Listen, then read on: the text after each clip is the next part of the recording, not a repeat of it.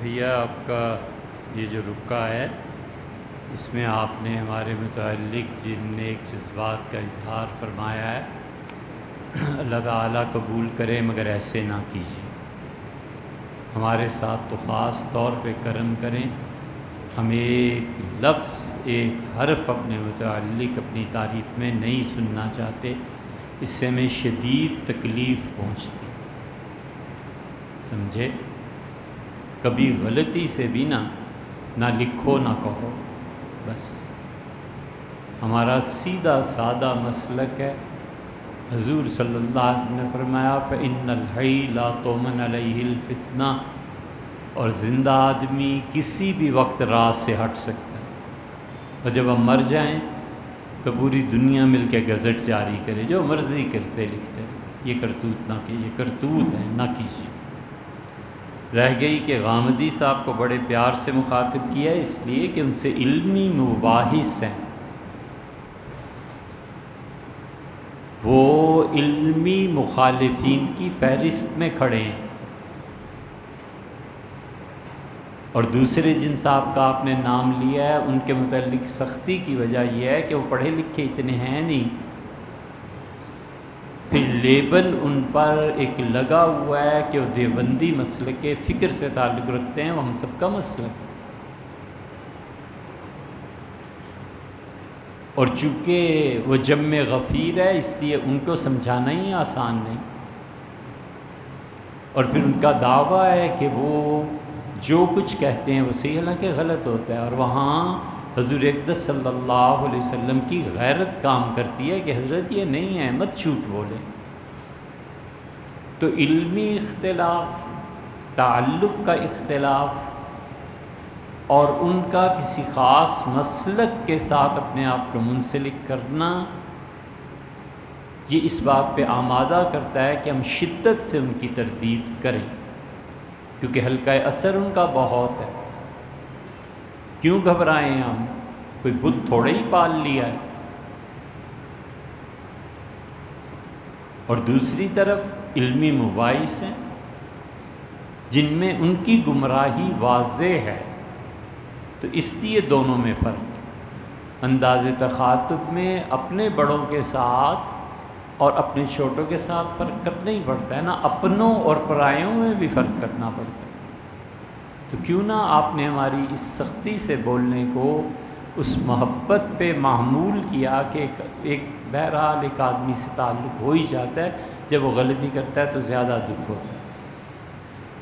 اور یہ نہ کیجیے آپ، یہ جو لکھا ہے نا آپ نے، اللہ کا شکر ہے ہمیں کوئی پرواہ بھی نہیں ہے، غلط بات۔ سیدنا موسیٰ علیہ السلام کی 10 کمانڈمنٹس جو ہے نا، اس کا ذکر سورہ انعام میں ہے۔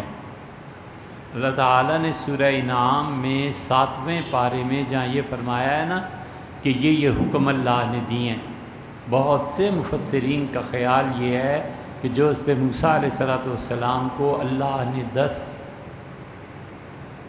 نصیحتیں یا احکامات نازل فرمائے تھے، وہی قرآن میں ریپیٹ کیے گئے۔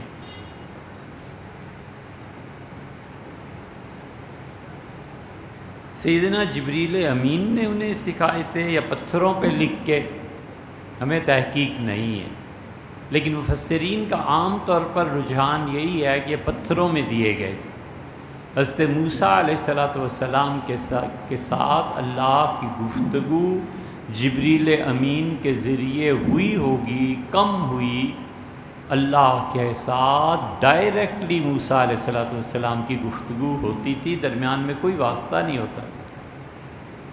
وگرنہ اگر جبریل امین ہی کے ذریعے گفتگو کرنی ہوئی تھی تو حضرت موسیٰ علیہ السلام میں اور شعیب علیہ السلام میں کیا فرق ہے؟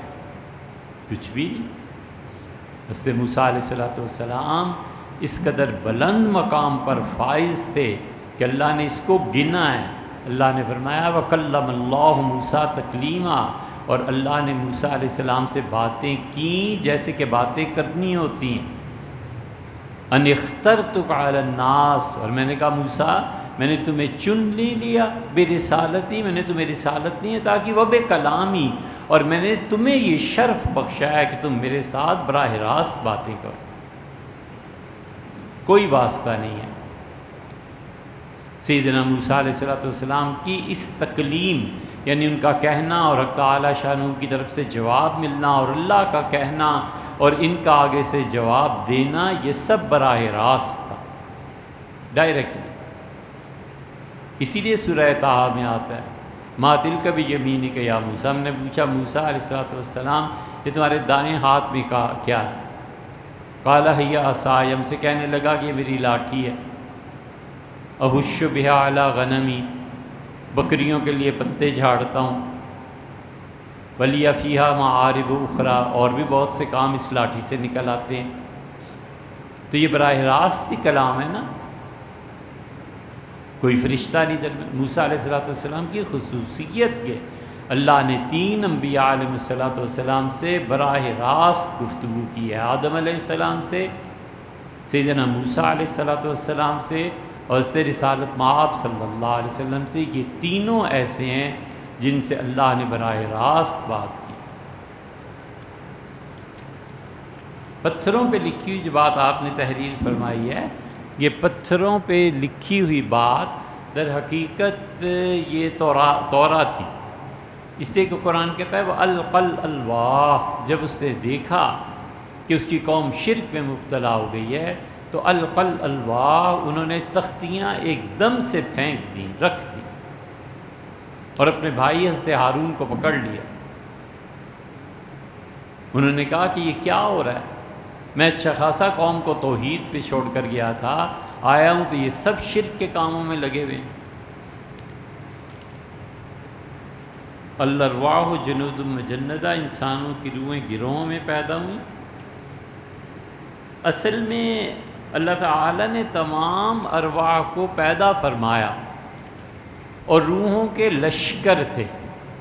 ایک لشکر کافروں پر مشتمل تھا، ایک لشکر مومنوں پر مشتمل تھا، ایک پوری فوج انبیاء علیہ السلام کی تھی، ایک پوری فوج جانوروں کی تھی۔ جتنے ارواح تھے ان سب کو پھر اللہ نے الگ کیا، اور کچھ ارواح اللہ نے ان کو یہ بتایا کہ وہ ان کے انجام کیا ہونے، اور پھر اللہ نے کل ارواح کے لیے ان کے انجام متعین فرما دیے۔ اللہ نے کہا یہ سارے جہنم میں جائیں گے، لا ابالی، مجھے کوئی پرواہ نہیں، اور یہ ساری روحیں جنتی ہیں، لا ابالی، مجھے کوئی پرواہ نہیں۔ اور یہ پھر جنتیوں میں بھی گروہ ہیں، یہ ایک ایسا گروہ ہے جس کی والدہ کے پیٹ میں ہی اس کے لیے لکھ دیا جائے گا کہ یہ شخص نہایت ہی اللہ کے فرما بردار اور مطیع روح ہے، اس کو کوئی عذاب نہیں ہو۔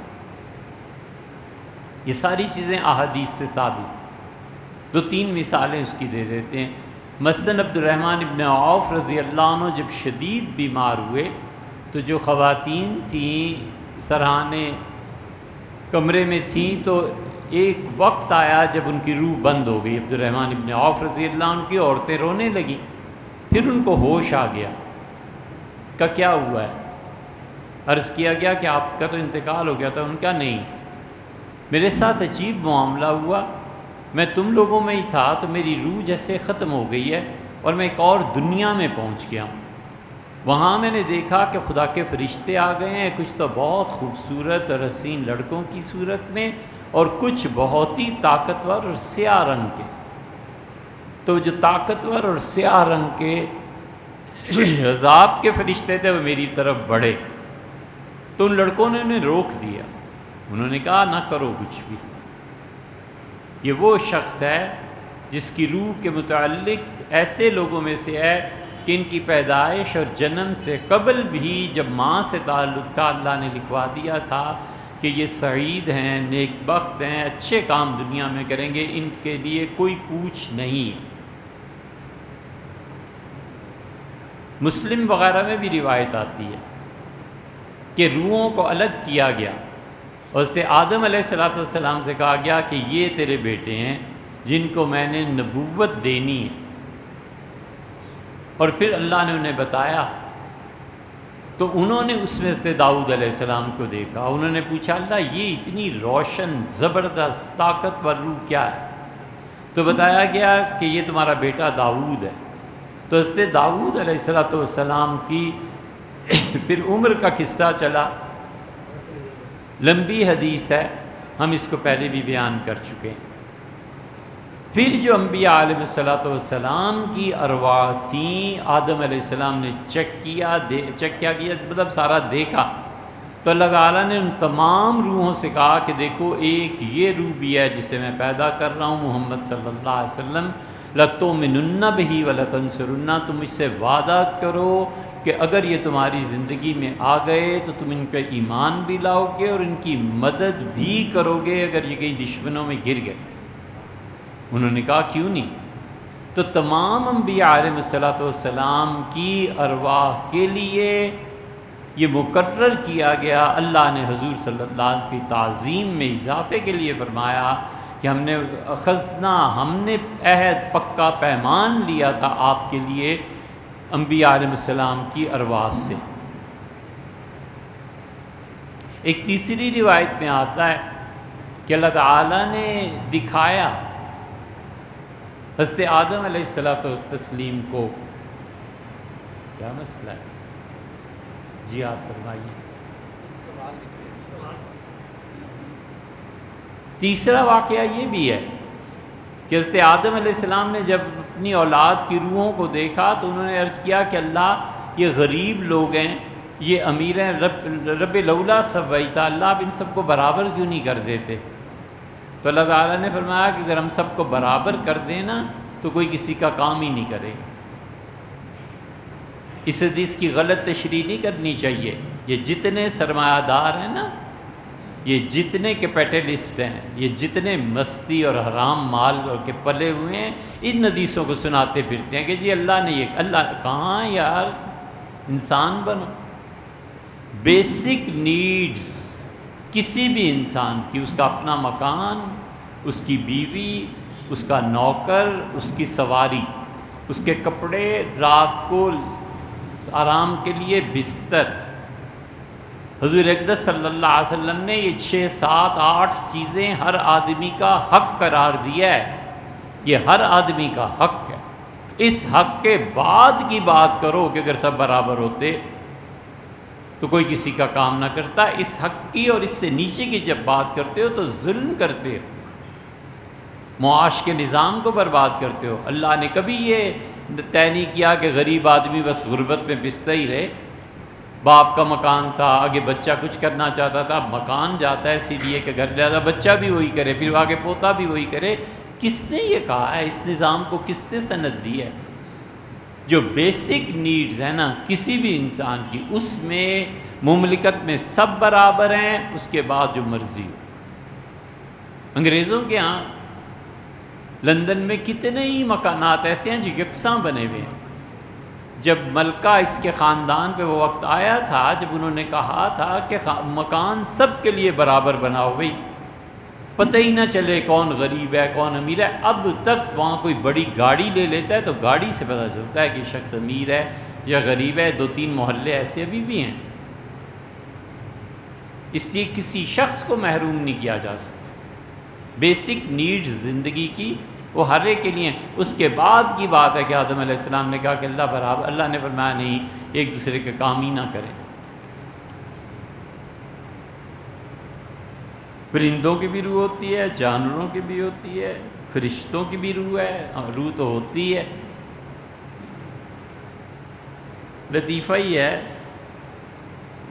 یاد آیا کہ سر سید سے بہت نفرت تھی لوگوں کو، تو افواہ اڑ گئی کہ سر سید نے کتے پالے ہوئے ہیں۔ تو سر سید نے کیا کتے پالنے تھے؟ تو کہیں یہ اور مولانا عبدالحی فرنگی محلی رحمہ اللہ سفر کر رہے تھے، تو بات کوئی چھڑ گئی اور پتہ نہیں یہ بات مستند ہے یا نہیں، لیکن سر سید نے گفتگو شروع کی تو انہوں نے کہا توبہ توبہ، کس سر سید کی بات کرتے ہو، اس سے تو کتے پالے ہوئے ہیں۔ تو اس سے کہا حضرت مرتے پہ تو اس کے فرشتے آئیں گے۔ کہنے لگے ہاں وہی فرشتے جو کتوں کے لیے آئیں گے اس کے لیے بھی آئیں گے۔ اور ان کا ہنستے والا یہ اتنے تیز جملے، ان کا لگتا ہے تم سر سید، دوسرے کا لگتا ہے آپ مولانا عبدالحی ہیں. ذہین آدمی تھے نا، پہچان گئے. تو اس سے کتے کی بھی روح ہوگی.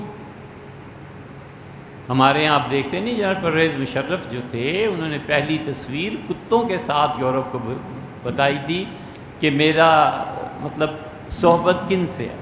موجودہ ہمیں 3 ہی آدمی پتہ ہیں، کوئی چوتھا بھی ہوگا. موجودہ پرائم منسٹر نے بھی یہی کیا. کتے ان کے ہاں تو خیر سب دیکھتے سنتے تھے. اور ایک جناح صاحب تھے، جناح صاحب بھی کتے پالا کرتے تھے. ان کے گھر بھی کتے رہتے تھے، کتوں کی پرورش ہوتی تھی، دودھ پلایا جاتا تھا. ہمیں ان 3 بڑے عظیم لیڈرز کا پتہ ہے کہ ان کی زندگی ان کی صحبت میں گزری. السلام علیکم. On Friday it is necessary for people who have to offer Zohar Namaz at home to wait second Azan of Jummah or complete of Jummah prayer in Jami Masjid of the area and then offer their Zohar Namaz.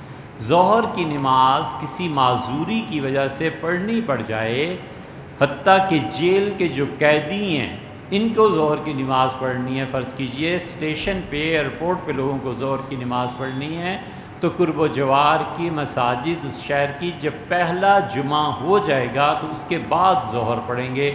جمعے کے ہونے سے پہلے ظہر قائم نہیں کی جا سکتی.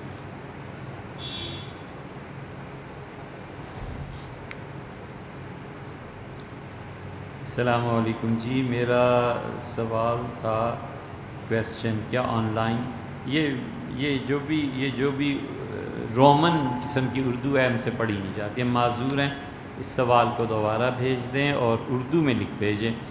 یہ ہم سے پڑھی نہیں جاتی. کئی سطریں ہیں، کئی لائنز ہیں، ہم نہیں پڑھ پائے. ایک سوال جو ہے وہ نماز کے متعلق عجیب و غریب چیزیں ہیں. دیکھیے ہم کیوں لمبی نماز پڑھاتے ہیں جمعے کی؟ پہلی بات تو یہ ہے کہ ہر وہ نماز جو سنت کے مطابق ہوتی ہے وہ لمبی نہیں ہوا کرتی. یہ فقہا نے اصول لکھا ہے. ہر وہ نماز جو سنت کے مطابق ہوتی ہے وہ طویل نہیں ہوا کرتی. اسی سے فقہا نے استنباط کیا ہے کہ امام کے پیچھے جو لوگ نماز پڑھتے ہیں ان میں معذور بھی ہوتے ہیں، ان میں اللہ کے نیک بندے لمبی نماز پڑھنے والے بھی ہوتے ہیں.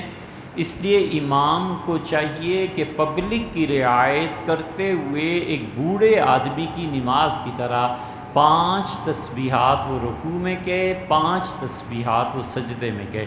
سبحان ربی الاعلیٰ بھی 5 مرتبہ اور سبحان ربی العظیم بھی 5 مرتبہ، تاکہ جو پیچھے لوگ نماز پڑھ رہے ہیں بڑے اطمینان سے نماز پڑھیں، کیونکہ وہ نماز سنت کے مطابق. حضرت رسالت مآب صلی اللہ علیہ وسلم کی قرات، رکوع اور سجدہ تینوں تقریباً یکساں ہوتے تھے. یہ بھی روایت آتی ہے. اس لیے جو قیام میں چھوٹی صورت پڑھے گا اور 5 مرتبہ رکوع اور سجدے میں، یہ تقریباً سب برابر ہو جائیں گے. اس حدیث پہ بھی عمل ہوتا ہے. پھر حضور صلی اللہ علیہ وسلم طویل رکعتیں بھی پڑھتے تھے. مثلا فجر اور ظہر کی نماز برابر تھی، یعنی فجر میں قرات اور ظہر میں قرات رسول اللہ صلی اللہ علیہ وسلم کے برابر ہوا کرتی. فجر میں اگر وہ 30ویں پارے کے ابتدائی حصے کی صورت پڑھتے تھے تو ظہر میں بھی یہی پڑھتے تھے. ہمارے ہاں لوگوں نے یہ چیزیں چھوڑ دی ہیں. اور عصر اور عشاء کی قرات برابر ہے. عصر کی قرات سنت کے مطابق اگر پڑھنی ہو تو وہ سورہ بروج سے آخر بعد سورہ بینہ تک ہے. سورہ بینہ تک جتنی صورتیں آتی ہیں یہی پڑھنی چاہیے، عصر کی نماز میں بھی اور عشاء کی نماز میں بھی. اور مغرب کی نماز میں لم یکن الذین کفروا من اہل الکتاب سے لے کے والناس تک یہ ترتیب ہے. حضور صلی اللہ علیہ وسلم مغرب کی نماز پڑھاتے تھے تو یوں پڑھاتے تھے. لہٰذا اس ترتیب کے مطابق جو نماز پڑھی جاتی ہے وہ سنت کے خلاف نہیں ہے. اسی طرح حضور صلی اللہ علیہ وسلم جب رکوع کے بعد کھڑے ہوتے تھے اور دونوں سجدوں کے درمیان بیٹھتے تھے تو صحابہ رضی اللہ عنہ کہتے ہیں ہم چاہتے تھے کہ لقمہ دیں، حضرت کہیں بھول تو نہیں گئے، اتنا طویل قیام ہوتا تھا رکوع سے اٹھ کے، اور اتنے گہرے سجدے ہوتے تھے کہ رسول اللہ صلی اللہ علیہ وسلم ہم سوچتے تھے کہیں بھول تو نہیں گئے۔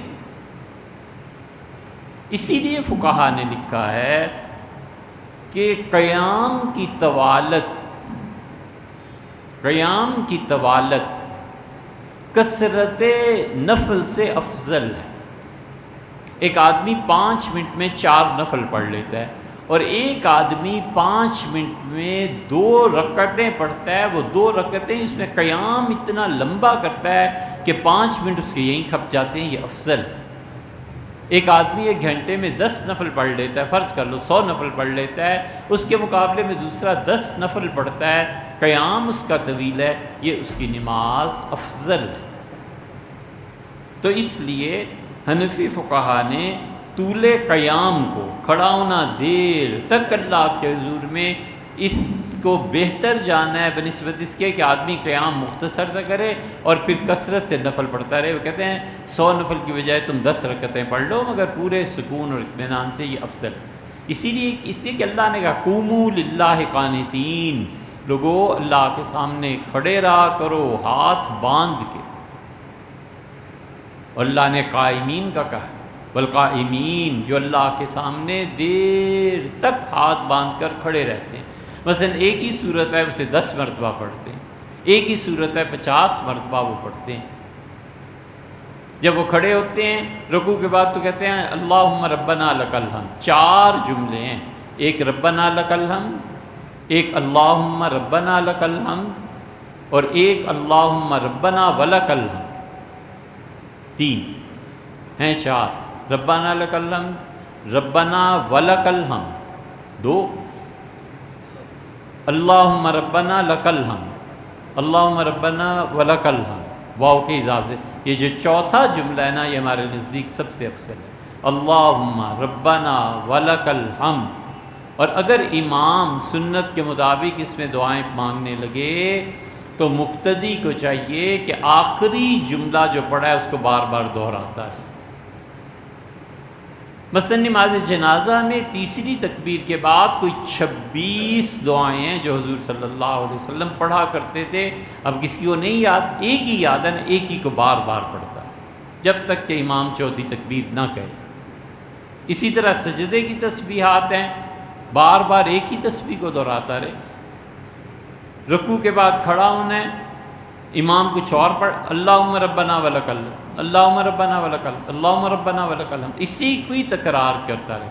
اور حضور صلی اللہ علیہ وسلم جب رکوع سے کھڑے ہوتے تھے تو نبی کریم صلی اللہ علیہ وسلم پڑھتے تھے اللہم ربنا ولک الحمد حمدن کثیرن طیبن مبارکن فی،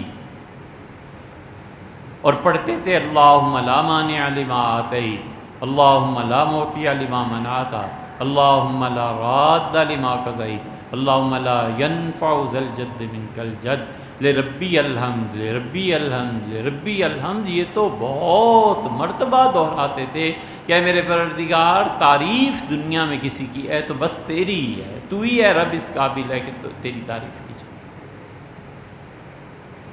تو اس سے رکوع سے کھڑا ہونے کے بعد کا قیام جو ہے بہت طویل قیام ہوتا تھا حضور صلی اللہ علیہ وسلم کا۔ اس لیے نماز ہمیشہ سنت کے مطابق پڑھنی چاہیے، اور جو 2-4 منٹ زیادہ گزر جائیں نا یار، یہ غنیمت ہے۔ اپنے مالک کے حضور میں کھڑا ہے، کہاں زندگی میں فرصتیں ملتی، تو قیام کی طوالت اس سے افضل۔ نفل پڑھتے ہوئے خاتون کے ایام شروع ہو گئے تو کیا وہ نفل توڑ دے؟ جی ہاں، نفل توڑنے کی بھی کیا ہے، وہ خود بخود ہی ٹوٹ جائیں گے، لیکن یہ یاد رکھنا چاہیے کہ چونکہ انہوں نے پاکیزگی کی حالت میں سے شروع کیا تھا، درمیان میں شرعی عذر کی وجہ سے ان کی رکعتیں 2 ٹوٹ گئیں، انہیں بعد میں جب پاک ہو جائیں گی تو ان 2 رکعتوں کی قضا کرنی پڑے گی۔ حنفی فقہا کے ہاں ہے، وہ کہتے ہیں یہ 2 رکعتوں کی قضا کرنی پڑے گی۔ دیکھیے دن کے نفل جو پڑھنے ہوتے ہیں، ایک سلام کے ساتھ 4 پڑھے جا سکتے ہیں۔ وقت ملا چلو نفل پڑھ لیتے ہیں، تو ایک سلام کے ساتھ 4 رکعتیں پڑھی جا سکتی ہیں. جیسے ظہر سے پہلے سنت موقدہ پڑھتے ہیں نا، 4 رکعتیں ایک ہی سلام، یعنی 4 رکعتیں پڑھی آخر پہ سلام پھیر دیا. اسی طرح دن میں اگر نوافل پڑھنے ہیں تو 4 رکعتیں آخر پہ سلام پھیر دی. 2 رکعتیں پڑھی، بیٹھے، اب اس کو اختیار ہے یا تو عبدہ و رسولوں کے بعد کھڑا ہو کے تیسری رکعت شروع کر دے، یا پھر آخر دعا تک پڑھے اور سلام سے پہلے تیسرے نفل کے لیے شروع کرے سبحانک اللہم و بحمدک. یہ 4 رکعتیں پوری کر کے سلام پھیر دیا، ٹھیک. ظہر کے بعد جو 4 رکعتیں ہیں، 2 سنت و 2 نفل، ان کو بھی ایک رکعت سے پڑھا، ایک سلام سے پڑھا جا سکتا ہے کہ اس نے 2 سنتیں پڑھیں عبدہ و رسولوں تک، بس اس کے بعد کھڑا ہوا اور اس نے 2 نفل بھی سبحانک اللہم و بحمدک سے شروع کر لیے، بالکل ٹھیک. اور رات کے جو نفل ہیں ان میں 8 نفلوں پر سلام پھیرنا یہ درست. 8 سے زیادہ کرے گا یہ جائز نہیں ہے، مکروہ ہو جائے گی نماز. دن کو 4 سے زیادہ کرے گا تو مکروہ ہو جائے گی، رات کو 8 سے زیادہ کرے گا تو مکروہ ہو جائے گی. اس لیے 8 رکعتیں رات کو مسلسل پڑھی جا سکتی ہیں. مثلا ایک آدمی نے تہجد پڑھنی ہے، فرض کر لو وقت تھوڑا ہے یا کوئی بھی مسئلہ ہے اس کو، تو 8 رکعتیں مسلسل ایک سلام کے ساتھ، اس طرح کہ 2 کے بعد بیٹھے، پھر 4، پھر 6 اور پھر 8 کے بعد بیٹھ کے سلام پھیر دے، اس کی 8 رکعتیں ہوں. یہ تو ہے اچھا. اور دونوں میں دن اور رات میں جو اچھی چیز اس سے بھی بڑھیا ہے وہ یہ کہ 4 رکعتیں ہمیشہ پڑھے. دن اور رات میں 4 رکعتوں پر سلام پھیرنا سب سے اچھا ہے. دن کو بھی 4 پڑھے، رات کو بھی 4. اور یہ جو تقسیم ہے حضور اقدس صلی اللہ علیہ وسلم کے ہاں، صحابہ کرام رضی اللہ عنہ کے ہاں ایسے ہوتا تھا کہ 4 رکعتیں 8 رکعتیں ایک سلام سے ہو جاتی. یہ دریافت فرمایا ہے کہ خود براہ راست خیرات کو فقیر کو دے یا کسی واسطے سے، دونوں چیزیں.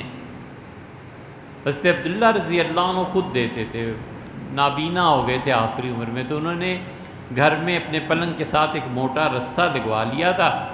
عبداللہ ابن مغفل تھے رضی اللہ عنہ غالب، بہرحال تو وہ نابینا ہو گئے تھے، تو پھر بھی اس کے باوجود رسے کو پکڑ کے جاتے تھے اور اس غریب کے ہاتھ پہ چیز رکھتے تھے. تو ان کے بیٹوں نے کہا کہ حضرت کیوں اتنی زحمت کرتے ہیں، ہم دے دیا کریں گے. انہوں نے کہا نہیں، میں نے رسول اللہ صلی اللہ علیہ وسلم سے سنا تھا کہ اپنے ہاتھ سے صدقہ کرنا آدمی کو کفر کی موت سے اور جہنم سے بچاتا ہے.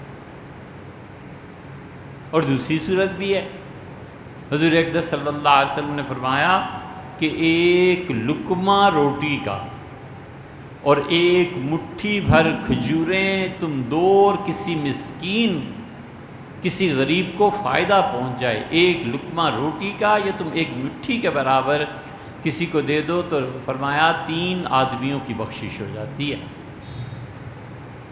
فرمایا سب سے پہلے تو بخشش اس کی ہوتی ہے جس کا مال ہے، اور دوسری بخشش پہ اس کے گھر کی عورتیں ہیں جنہوں نے اس چیز کو تیار کیا، مثلا کھجوریں دھو کے رکھ دی، مثلا روٹی پکا کے دے دی، وغیرہ وغیرہ جو بھی. اور فرمایا تیسری وہ جس کے حوالے کرتے ہو، جو تمہارا مینیجر ہے کہ اس چیز کو اللہ کی راہ میں خرچ کر دو. فرمایا اس ایک فعل پہ 3 آدمیوں کی بخشش ہو جاتی ہے. یہ بھی ہے اور وہ بھی ہے، جس طرح بھی کرے دونوں ہی چیزیں، بس اصل یہ ہے کہ اللہ تعالیٰ قبول فرما لے. اور اس کے بعد حضور صلی اللہ علیہ وسلم نے فرمایا اللہ کا شکر ہے جس نے میری امت میں نوکروں کو بھی محروم نہیں رکھا. یعنی مطلب یہ کہ امت اتنی برکتوں والی ہے کہ ان میں جو نوکر چاکر کام کرتے ہیں اللہ انہیں بھی نوازتا ہے، اللہ نے کسی کو محروم نہیں چھوڑا. ظہر کے نماز کی 4 رکعتیں تو بھی ہم بتا چکے. یہ ظہر کے بعد کی جو 4 رکعتیں ہیں نا، ان میں ایک بڑی زبردست بات ہے. حضور صلی اللہ علیہ وسلم نے فرمایا تم میں سے جس آدمی نے ظہر کی نماز کے بعد 4 رکعتیں پڑھ لی، 2 سنت 2 نفل، اللہ اس کے لیے جنت میں ایک محل تیار کرا دے گا۔ ترمذی کی روایت میں آیا ہے۔ اور شامی نے اور طحطاوی نے اس مسئلے پر بحث کی ہے۔ وہ کہتے ہیں کہ اگر کوئی شخص ظہر کی نماز کے فرض کے بعد 4 رکعتیں پڑھ لے، چاہے وہ ایک ہی سلام سے پڑھے، 2 سنتیں اس نے شروع کی، ساتھ ہی 2 نفل بھی نمٹا دیے، وہ دوزخ میں نہیں جائے گا، اسے جو جنت ملے گی بغیر عذاب کے ملے گی۔ یہ 2 نفل کوئی معمولی سی چیز نہیں ہے، یہ جو ظہر کے بعد پڑھے جاتے ہیں نا، اس کا بہت اجر و ثواب ہے کہ ایسا شخص معاف کر دیا جائے گا، بغیر دوزخ کی آگ کے چھوئے ڈائریکٹ جنت میں چلا جائے گا۔ اس کا کچھ اہتمام کرنا چاہیے۔ ایک ہی سلام سے 4 رکعتیں پڑھ لے تو بھی کوئی حرج نہیں۔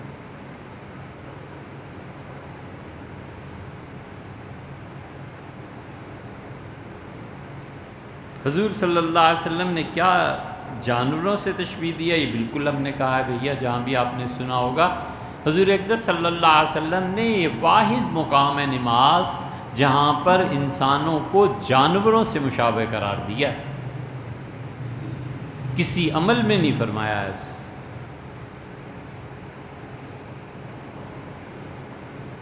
لیکن نماز کا جب مسئلہ آیا تو حضور صلی اللہ علیہ وسلم کی اتنی غیرت تھی، فرمایا آتا ہے جلدی جلدی وضو کرتا ہے، نہ کرا دیک، ایسے سجدے کرتا ہے جیسے مرغا ٹھونگے مارتا ہے زمین پہ۔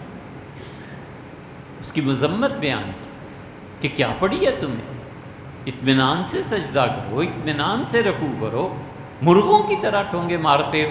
یہ کسی کو کہیں اور اس میں غیرت ہو تو گراں گزرتا ہے نفس پہ کہ کیا مجھے تشبیہ دی۔